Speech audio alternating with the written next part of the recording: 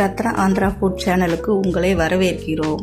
இன்றைக்கி நம்ம பார்க்க போகிறது முருங்கை மரத்தில் இருக்கிற எல்லா பொருட்களை பற்றினா முருங்கைக்கீரை, முருங்கைக்காய், முருங்கைப்பூ. இந்த முருங்கைக்கீரையை வச்சு இன்றைக்கி சூப்பு ரெடி பண்ணியிருக்கோம். சூப்பு பொடி, ரெடிமேட் சூப்பு பொடி ரெடி பண்ணியிருக்கோம். அது வெறும் வெந்நீரில் கலந்து அப்படியே குடிக்க வேண்டியது தான். டீ, காஃபி நிறைய குடிக்கிறவங்க இந்த மாதிரி மழை காலங்களில் இந்த மாதிரி ரெடி பண்ணி வச்சுக்கிட்டு வெந்நீரில் கலந்து குடிச்சிக்கலாம். ஒரு நாள் விட்டு ஒரு நாள் அந்த மாதிரி தொடர்ந்து குடிச்சிட்டு வரலாம்.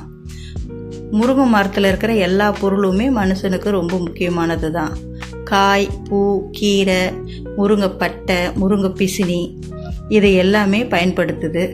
அதுவும் பொதுவாக வயசானவங்க முதல்ல அறியாதவங்க வரைக்கும் இந்த முருங்கை மரத்தில் இருக்கிற பலனை அனுபவிச்சிங்கன்னா நிறைய குறை இல்லாமல் வாழலான்னு சொல்லுவாங்க.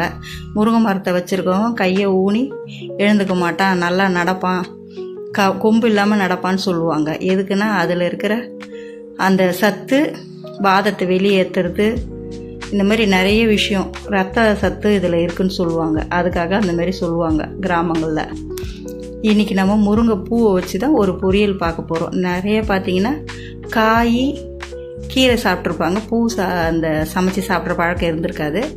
பூ கூட நிறைய சத்து இருக்கும், அதுவும் சமைச்சி சாப்பிட்லாம் தாராளமாக. இன்றைக்கி அதோட பொரியல் தான் நான் செய்ய போகிறேன். பச்சை மொச்சை இருக்குது எங்கள் வீட்டில், அதனால் பச்சை மொச்சை வச்சு செய்ய போகிறேன். பச்சை மொச்சை பச்சையாக தோரை, காராமணி இதெல்லாம் கிடைக்காதவங்க அவிச்சி செஞ்சுக்கலாம், ஊற வச்சு அவிச்சி செஞ்சுக்கலாம்.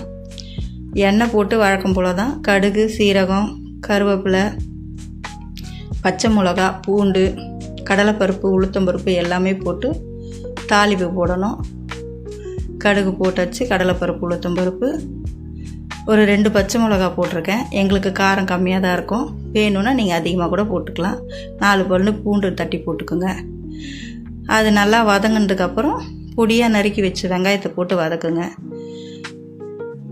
முருங்கைக்கீரை, முருங்கைக்காயில் நீங்கள் எப்போவுமே பொதுவாக வாரத்தில் ஒரு நாளாவது சாப்பிட்ருங்க. அது அவ்வளோ உடம்புக்கு நல்லது. அதில் நிறைய ரத்தச்சத்து இருக்குதுன்னு சொல்கிறாங்க. இப்போ வெங்காயம் போடலாம். வெங்காயம் நல்லா கண்ணாடி மாதிரி வதங்கினதும் பச்சை துவரை, அதுக்கப்புறம் பீன்ஸு, எந்த காய் வேணாலும் போட்டு செய்யலாம். இது கூட உருளைக்கிழங்கு கூட போட்டு செஞ்சு சப்பாத்திக்கு, தோசைக்கெலாம் தொட்டு சாப்பிட்லாம்.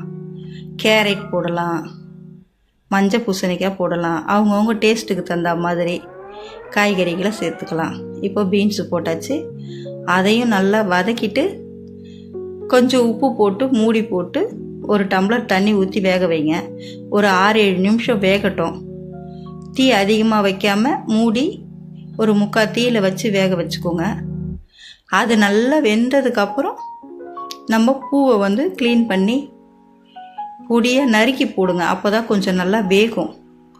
அந்த பூவுக்கு கீழே இருக்கிற அந்த காம்பெல்லாம் கூட வேஸ்ட் பண்ணாதீங்க, அதுவும் போடுங்க, ஒன்றும் தப்பு இல்லை. கீரை மாதிரி தான் அதுவும். கீரையில் இருக்கிறத விட அதிகமாக அதில் சத்து இருக்குன்னு சொல்லுவாங்க. எங்கள் ஊர்லலாம் முருங்கை பூவை போட்டே எறா தொக்குலாம் பண்ணுவாங்க. அந்த மாதிரி அவ்வளோ ருசியாக இருக்கும் அந்த பூவு. வாழைப்பூவை விட நல்லா தொகுப்பாக அந்த மாதிரி இல்லாமல் இது கொஞ்சம் நல்லாயிருக்கும்.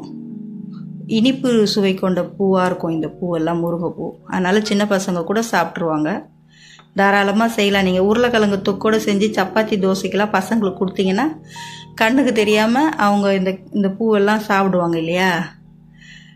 வேறு ஏதாவது பொரியல்னா கூட சாப்பிட மாட்டாங்க. உருளைக்கிழங்கோட சப்பாத்தியோடு வச்சு செஞ்சு கொடுங்களேன், சூப்பராக சாப்பிட்லாம். இதையும் ஒரு 2-3 நிமிஷம் மூடி வச்சு வேக வச்சு, அந்த வேகிற கேப்பில் உங்களுக்கு வேணும்னா தேங்காய் திருவி போட்டுக்கோங்க. ரொம்ப நல்லாயிருக்கும். சாதத்தோடையும் சாப்பிட்லாம். அதே மாதிரி சேலட் மாதிரியும் யூஸ் பண்ணிக்கலாம். காலையில் செஞ்சிங்கன்னா காய், பருப்பு, பூ எல்லாமே இருக்குது, தேங்காய் அதெல்லாம் இருக்குது இல்லையா. ஒரு கப்பு சேலடாகவே இதை யூஸ் பண்ணிக்கலாம். அந்த அளவுக்கு எல்லா சத்துமே இருக்குது. இப்போ பாருங்கள், காய் நல்லா வெந்து போச்சு. இது அவிச்ச காய் இல்லைல்ல, இது பச்சை மொச்சை. டேஸ்ட் இன்னும் ருசியாக நல்லாயிருக்கும். காரக்குழம்பு, ரசம் இந்த மாதிரி சாப்பாட்டோடு இதை வச்சு சாப்பிட்டு பாருங்கள், ரொம்ப டேஸ்ட்டாக இருக்கும்.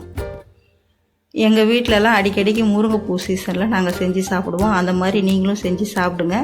முருங்கைப்பூ ரொம்ப உடம்புக்கு நல்லது. புதுசாக கல்யாணம் ஆனவங்க கூட நிறைய சாப்பிட்லான்னு சொல்லுவாங்க. அந்த அளவுக்கு சத்து அதிகமான முருங்கைப்பூ பொரியல் செஞ்சு பாருங்கள். சாப்பிட்டு பார்த்தா தான் தெரியும் அதோட சத்து. சாப்பிடுங்க, சந்தோஷமாயிருங்க.